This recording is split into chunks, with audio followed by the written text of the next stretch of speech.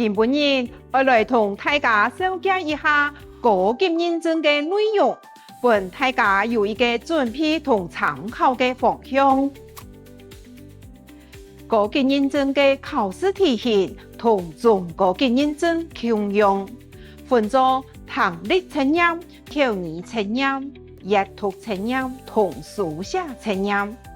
虽然讲考试嘅题型还是听、讲、读、写四个方式，不过题目次数同内容嘅程度都比中高级增加同多。尤其係書寫測驗嘅題型會有很較明顯嘅差別。